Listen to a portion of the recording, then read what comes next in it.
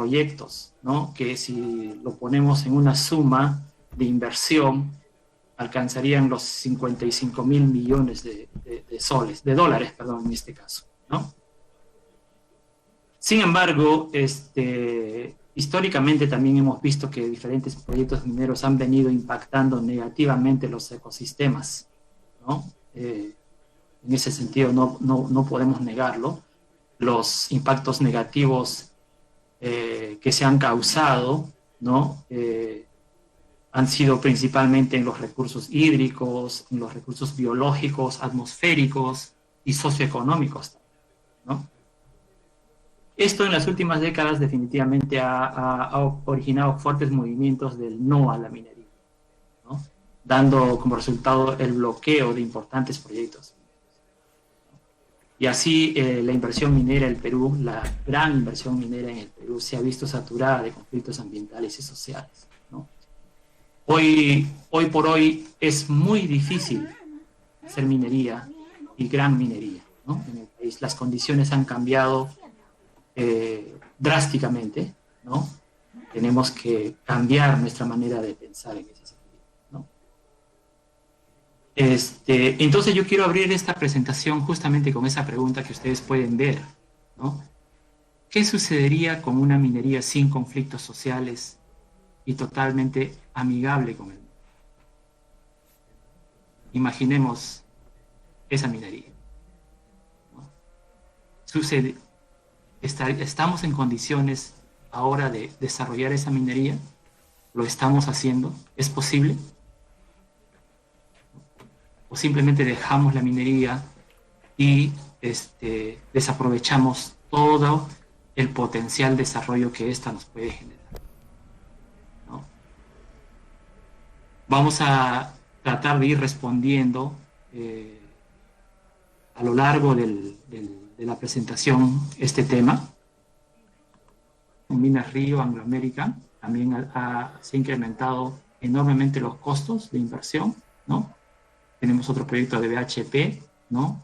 En Brasil también, y otros más. Vamos a revisar brevemente la línea de tiempo y cómo va cambiando este tema del medio ambiente y cómo es que nosotros también, como minería, deberíamos cambiar, ¿no? Deberíamos notar, ¿no?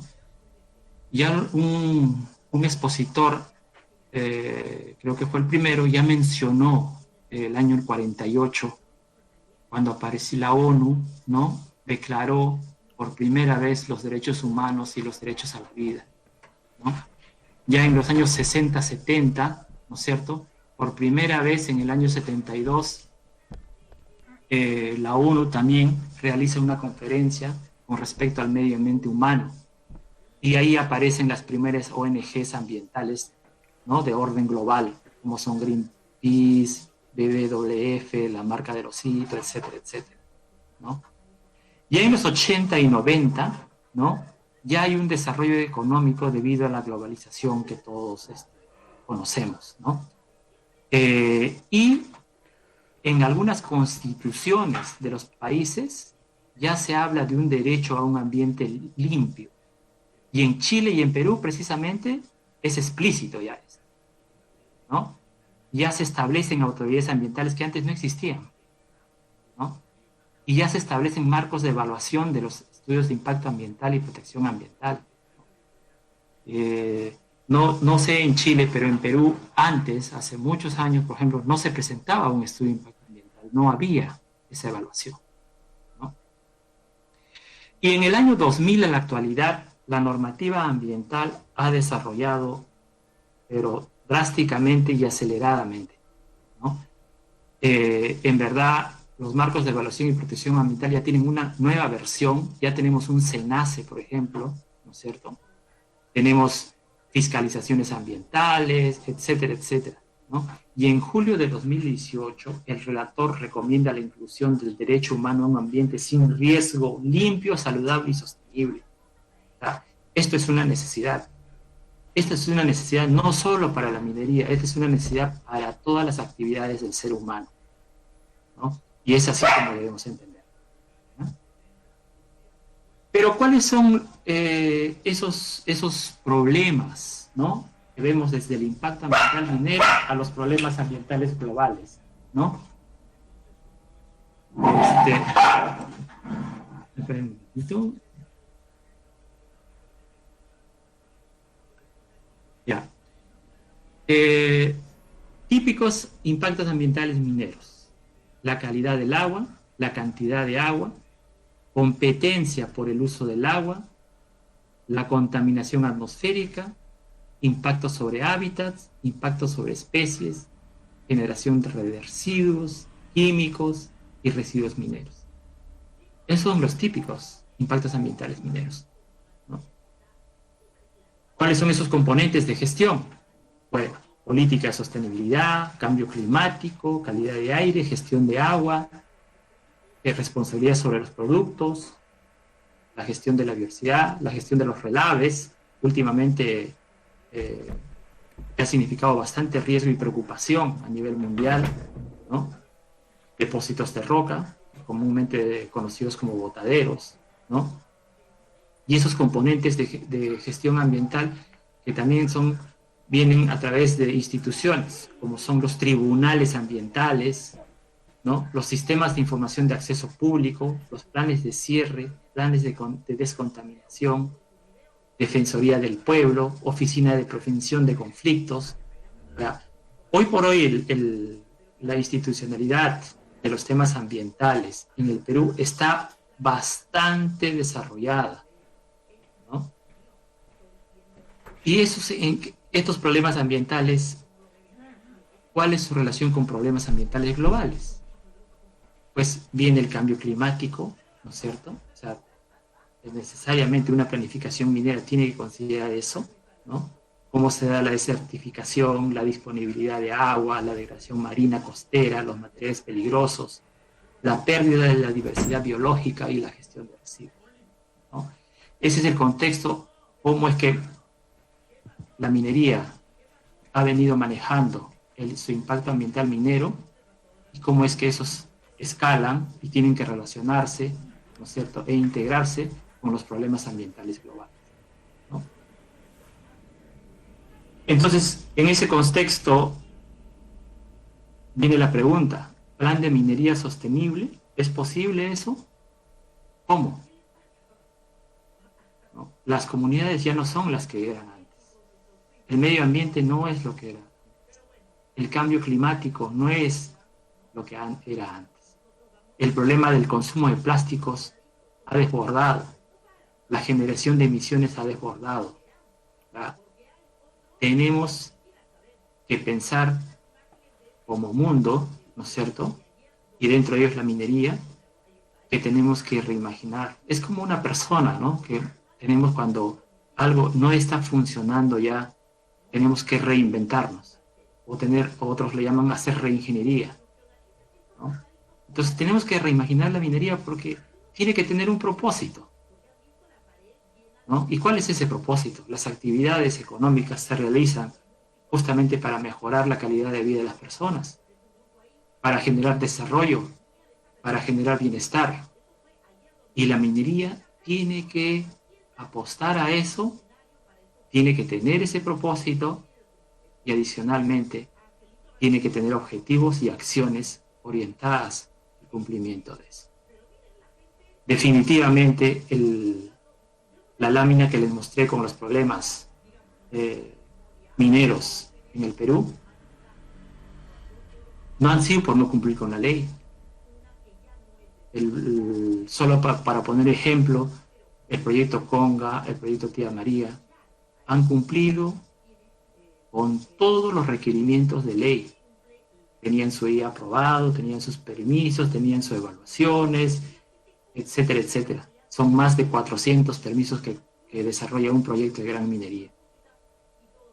Y otros proyectos que pretenden salir adelante con solo cumplir la ley, es muy poco probable que tengan éxito, ¿no? Por eso es que en general la estrategia debe ir más allá del cumplimiento de la ley y los reglamentos.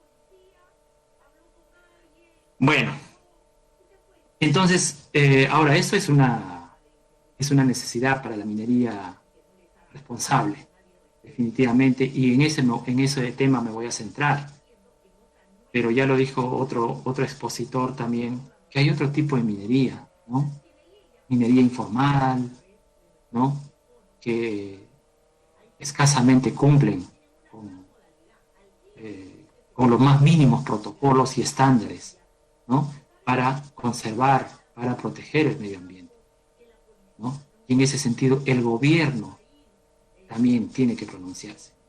Es así que entonces, si el Perú reconoce que la minería es importante para el desarrollo del país, entonces tiene que establecer una propuesta de visión de la minería en el Perú, y en este caso lo hizo al año 2030. Y eso lo pueden descargar de la página del Ministerio de Energía y Minas, ¿no? Entonces, este enfoque, ¿no?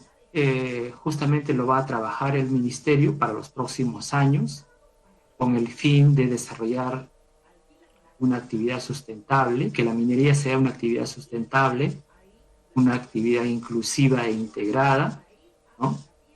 Ambientalmente viable e innovadora, ¿no?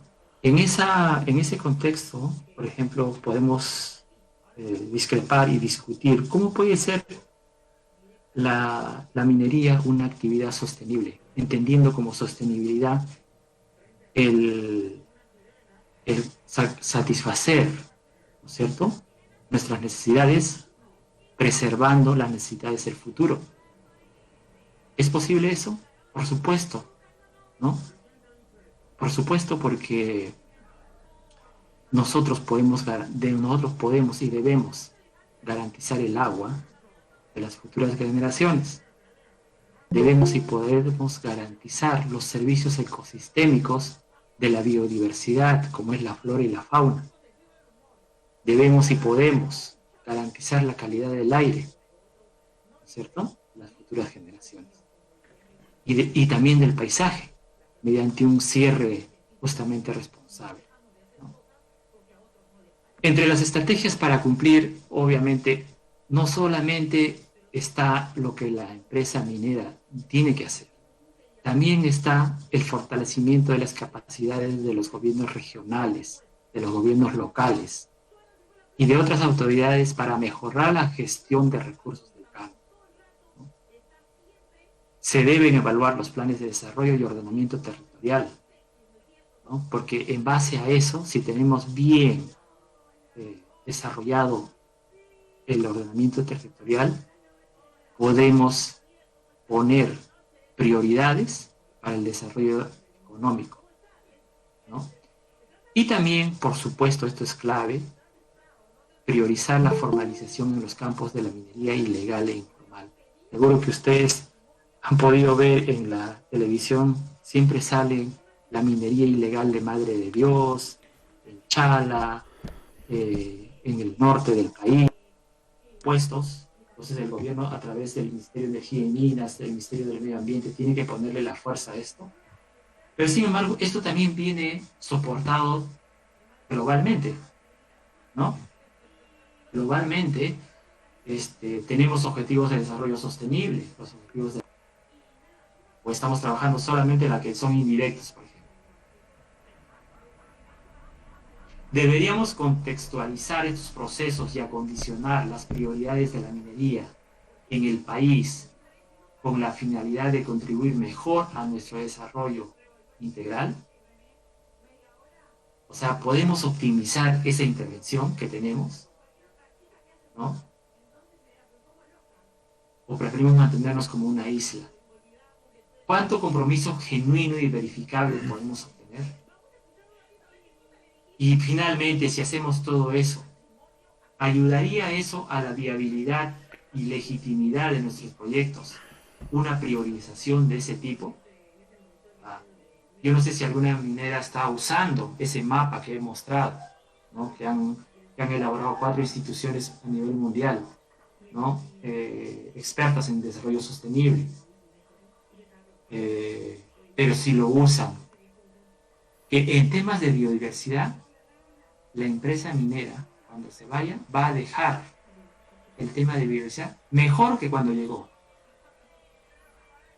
No, pero si tú has, y les doy un ejemplo de impacto neto positivo. Si tú has cortado, talado 100 árboles, siembras 1000, pues, ¿no? Es un ejemplo, ¿no? Pero al final el balance tiene que ser positivo. Y no puedo hablar de agua, porque agua voy a consumir, pero puedo construir reservorios, represas, o puedo compensar con vicuñas, guanacos, o sea, tiene que manejarse bajo un esquema o concepto de biodiversidad, de ecosistema, no de especie, no de componente ambiental. Por eso se llama biodiversidad, ¿no? Agua. En agua es operar minas sin agua en zonas de escasez hídrica. ¿Cómo es eso? Eso sí ya, con eso sí se ya se rayaron, ¿no? O sea, imposible, pues, ¿cómo va? Ya no va a haber minería. No, hay que salir de la caja para pensar realmente, porque un día eso puede pasar. Y estuve el año pasado en España justamente y aproveché para ver un video de cómo se proyecta la minería allá y empujada por la necesidad. Una minería que recicla todos sus residuos, que genera su propia energía, no consume energía del interconectado, de ningún lado, genera su propia energía con sus residuos y todo. Una minería digital, ¿no? Que reduce todo tipo de riesgos, ¿no? Entonces, en este tema de agua, sí, es posible también, ¿no? Pero lo que sí está claro es que no podemos competir con la población, con la agricultura, ¿no? Ellos son prioridad en el Perú por ley, ¿no? Ahora, no es no competir por no competir. El Perú es uno de los 20 países, está dentro de los 20 países con mayor disponibilidad hídrica. Es como decir, Dios dijo, Perú, tú vas a ser bendecido con bastante agua, pero lo voy a colocar solo en la sierra. Y a ver si ustedes se entienden, se organizan, si son hermanos y pueden desarrollar proyectos para beneficiarse todos. El ganar, ganar. Y ya se ha demostrado que como peruanos todavía nos cuesta demasiado entender, ¿no? En la selva hay harta agua, en la sierra también, pero toda la costa peruana es un desierto. Sin embargo, el agua de la sierra y el agua de la selva se pierde en los ríos y en los océanos, pero ni siquiera permiten administrar o gestionar el agua, ¿no? Una última noticia que escuché es que Tacna quiere proyectos para poder almacenar agua y traer agua, porque Tacna tiene un déficit hídrico. Sin embargo, en la sierra de Puno y no se quiere permitir eso, ¿no? Entonces tenemos que encontrar la forma justamente de poder manejar y llegar a un entendimiento en eso, ¿no? Y para ser honestos, esto no es un dato mío, la minería no usa ni el 1% del agua fresca que discurre por el, por el territorio nacional. Hay mucha agua que se pierde, ¿no? Ok. Eso no queda solamente en visión, solamente en declaraciones, ¿no? Solamente voy a poner un ejemplo acá. La biodiversidad, les dije que la idea es lograr impacto positivo en él. ¿Cuándo? En el 2030. En el 2030, las unidades como Quellaveco, los bronces, ya tienen que estar entregando indicadores de impacto positivo neto. Gallitos al 2020, por ejemplo. Como que ya tiene que estar la metodología, los valores, etc. En agua, se debe, al 2030 es reducir en un 50% la toma de agua en todas las zonas de escasez hídrica, ¿no? Y en un 20% en el 2020, por ejemplo. en el cambio, en lo que es cambio climático, a los objetivos a 2030 son reducir las emisiones de gases de efecto invernadero en 30% y la eficiencia energética en 30%. Entonces, esa visión que se tiene de estos objetivos globales tienen hitos y tienen metas y tienen indicadores muy claros, ¿no? Lo mismo para los otros objetivos que he tocado en esta presentación, y lo mismo también en los temas de liderazgo corporativo, ¿no?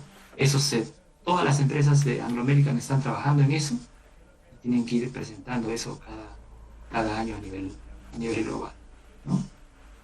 No voy a detenerme en esto y solamente quiero establecer, para cerrar mi presentación, una discusión final, porque yo, como ustedes se han podido dar cuenta, yo tengo una función bastante difícil. Soy gerente de medio ambiente y soy ambiental por pensamiento, por convicción, ¿no es cierto?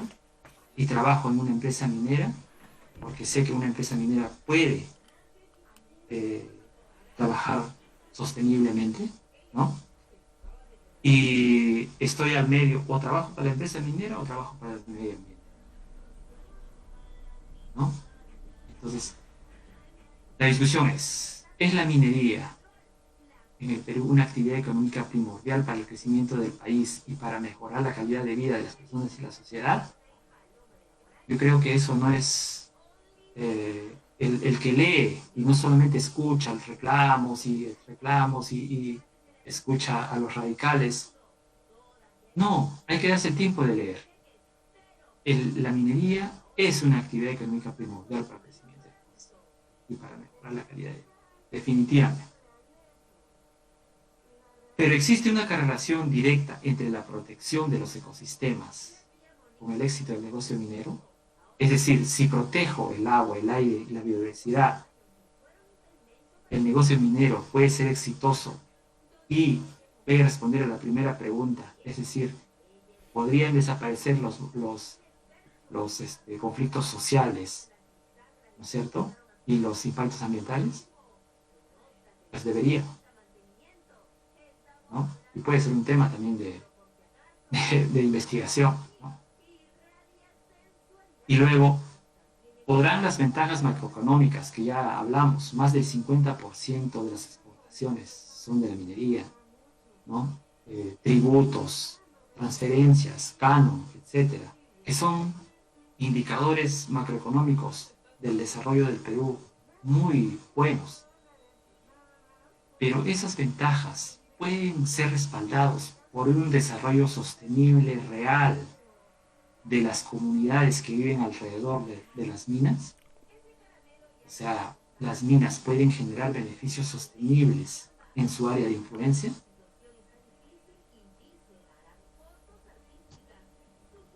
Ok, eso es. Muchas gracias y espero que sirva como reflexión para todos, ¿no? Atento a sus preguntas.